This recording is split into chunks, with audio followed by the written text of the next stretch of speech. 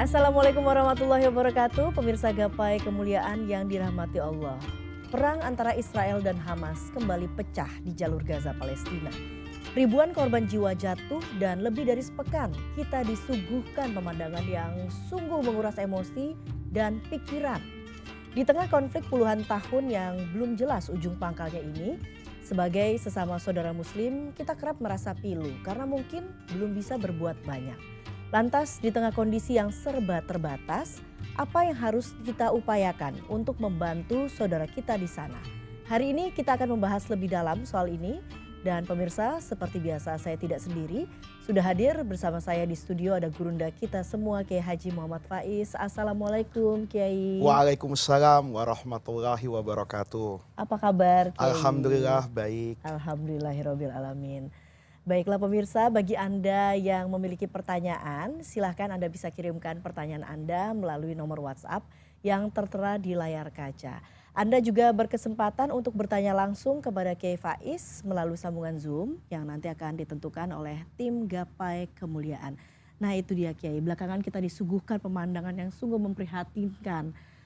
Perang di Palestina kemudian yang menelan ribuan korban jiwa. Yang mungkin kita ingin tahu begitu ya Kiai ya, sebetulnya Israel ini siapa dan siapa Bani Israel? Benarkah memang bangsa Israel ini adalah bangsa yang diutamakan begitu ya Kiai ya, bangsa pilihan? Bagaimana sebetulnya sejarahnya Kiai? Ya, kalau kita berbicara tentang Israel dan Bani Israel, itu ada dua kata yang harus kita pisahkan. Di sana ada Yahudi, ada disebut juga Israel, dan ada juga disebut Bani Israel. Pertanyaan yang pertama tadi, sebenarnya siapakah Bani Israel? Dalam Al-Quran, Bani Israel itu adalah anak keturunan dari seorang Nabi Agung, yaitu Nabi Yakub alaihissalam. Pasti pemirsa itu sering mendengar kisah Nabi Yusuf alaihissalam. Nabi Yakub ini disebutkan berkali-kali di dalam Al-Quran, tetapi kisah hidup beliau itu dikisahkan oleh Al-Quran hanya pada kaitannya dengan sejarah anak terkasihnya, yaitu Nabi Yusuf alaihissalam. Dalam pengertian umat muslim, Bani Israel itu Bani kan keturunan. Iya. Israel itu dari dua kata. Yang pertama Isra itu diartikan oleh banyak ahli tafsir sebagai hamba. Il itu adalah Tuhan. Jadi Israel itu dalam pengertian kami umat Islam itu adalah anak keturunan hamba Allah. Siapa hamba Allah di situ? Adalah Nabi Yakub alaihissalam. Jadi Nabi Yakub ini juga keturunan daripada Nabi Ibrahim alaihissalam. Kalau kita tarik sejarah lebih jauh lagi, Nabi Ibrahim itu disebutkan oleh kita umat Islam sebagai bapak para nabi, Abul Ambiya. Pertanyaannya adalah, kenapa bukan Nabi Adam? Kenapa misalnya bukan Nabi Nuh? Itu tentu terkait dengan syariat agama. Syariat agama yang Allah turunkan kepada Nabi Adam itu tidak bisa kita gunakan sampai hari ini. Tidak bisa kita teladani. Karena itu syariat sifatnya ketiga pembangunan adanya manusia kan. Misalnya syariat Nabi Adam itu tidak mengatur pernikahan kan. Kakak boleh menikah dengan adik. Kenapa kakak harus nikah dengan adik? Kalau dia tidak nikah dengan adiknya, ya dia tidak nikah-nikah. Di zaman Nabi Adam tidak ada aturan jual beli. Tidak ada orang berjualan dan tidak ada orang yang membeli. Maka agama pada saat itu sangatlah sederhana. Baru pada masa Nabi Ibrahim, itulah syariat yang Allah kehendaki menjadi aturan manusia sampai hari kiamat dibangun. Maka Nabi Ibrahim itu disebut bapaknya para nabi. Karena ajarannya, terutama ajaran tauhid, itu didengungkan secara terbuka oleh Nabi Ibrahim alaihissalam. Berhadapan dengan kekuasaan yang tidak mau mengakui adanya Tuhan yang Maha Esa. Di samping itu, Nabi Ibrahim ini punya istri dua. Dari kedua istrinya, yang pertama adalah Ibunda Sarah, yang kedua adalah Ibunda Hajar. Ini kelak yang akan melahirkan semua nabi-nabi besar. Dari Ibunda Sarah, Nabi Ibrahim punya anak, namanya Nabi Ishak. dari Nabi Ishak punya anak namanya Nabi Yakub. Dari Nabi Yakub ini ya, Allah berikan kepada beliau itu 12 anak dari 4 istri. Ini karena berbicara tentang sejarah, saya izin sama Mbak Eva sambil pegang data ya. Kiai. Karena kalau fikih, tafsir itu pelajaran sehari-hari. Iya. Tapi sejarah kadang-kadang tidak kita baca setiap hari. Nabi Yakub ini dari keempat istrinya itu punya anak 12. Ya, saya sebut secara berurutan itu adalah Ruben, Simeon, Lewi, Yehuda, Dan, Naftali, Gad, Asyir, Isahar, Zebulon, Yusuf, dan Binyamin. 12 anak inilah yang kemudian oleh Allah nanti dijadikan suku utama Bani Israel. Yang disebutkan di dalam surah Al-A'raf misalnya sebagai Asbaton Umama. 12 suku utama Bani Israel. Nanti ya dari anak Nabi Yakub yang ketiga yang namanya Lewi ini banyak sekali menurunkan para nabi dalam sejarah kemanusiaan. Seperti misalnya Nabi Musa, Nabi Harun, Nabi Samuel, Nabi Ilyas, Nabi Zakaria, dan juga Nabi Yahya.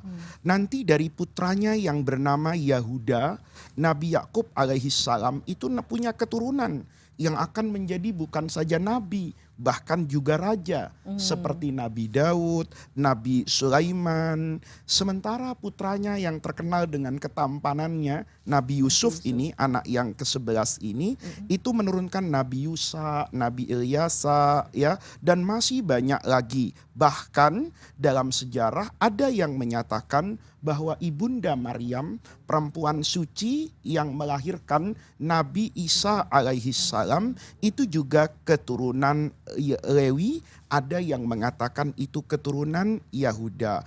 Apapun, Bani Israel ini memang keluarga yang istimewa. Dia menjadi keluarga para nabi sepanjang zaman.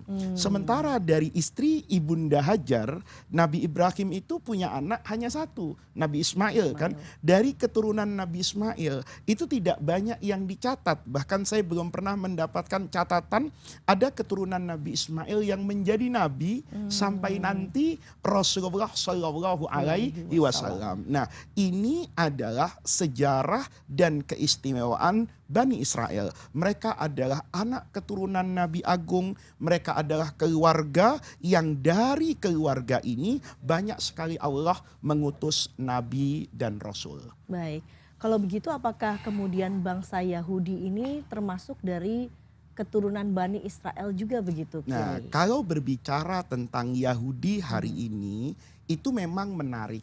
Bahkan Al-Quran itu sendiri ketika menyebutkan sesuatu yang terkait dengan Bani Israel, Yahudi, itu banyak sekali diksi yang disebutkan oleh Al-Quran. Al-Quran menyebutkan Bani Israel, ya Bani Israel misalnya. Al-Quran juga menyebutkan itu sebagai Ashabus Sabti. Itu ada orang-orang di kampung yang berada di tepi pantai, itu dilarang oleh Allah untuk mencari ikan di hari Sabtu. Kemudian mereka melanggar itu, karena melanggar maka mereka dijadikan oleh Allah itu sebagai kera dan monyet. Sekalipun tafsirnya berbeda-beda. Ada yang mengatakan memang menjadi monyet seperti monyet, ada yang mengatakan tidak, hanya perilakunya saja seperti itu. Kita tentu tidak membahas persoalan ini. Ada kemudian yang Allah sebutkan sebagai hudan. Misalnya ketika Nabi Musa mengatakan bahwa sebagian dari kaum yang kemudian menyembah anak sapi itu, maka ada yang taubat, inna hudna ilaika. Itu juga disebutkan di dalam Al-Quran. Oleh karena itu kembali kepada pertanyaannya, apakah Yahudi hari ini merupakan anak keturunan Bani Israel? Itu di dalam sejarah yang saya baca, itu ada dua teori. Teori yang pertama mengatakan bahwa Yahudi yang migrasi ke Eropa kemudian dibantai oleh Hitler di masanya, itu diakui bahwa mereka memiliki secara genetika bersambung dengan Bani Israel di masa lalu. Tetapi ada banyak teori lain yang mengatakan bahwa Yahudi hari ini itu tidak asli keturunan bangsa atau ras Semit lagi. Mereka sejatinya disebutkan adalah bangsa Khazar, ya, yang beralih menganut agama Yahudi itu pada kira-kira abad ke-8 Masehi. Mereka mendirikan kerajaan di Kaukasus Utara, di sepanjang Laut Kaspia itu. Nanti di sana mereka tentu sebagai diaspora itu kan bercampur. Jadi mereka menurut teori ini yang bisa dibaca dalam risetnya Eran El-Haik misalnya, seorang akademisi di John Hopkins University, itu yang mengatakan bahwa Yahudi hari ini itu adalah keyakinan saja, tetapi bukan kemudian garis keturunan secara genetika dengan Bani Israel. Baiklah, itu tadi sejarah singkatnya begitu ya soal Bani Israel. Nanti kita akan bahas lagi, Kiai. Kalau begitu, bagaimana kemudian masyarakat Indonesia sebagai bagian dari masyarakat Muslim internasional ini harus menyikapi perang yang terjadi saat ini? Kita akan bahas sesaat lagi. Jangan kemana-mana, Gapai Kemuliaan akan kembali sesaat lagi.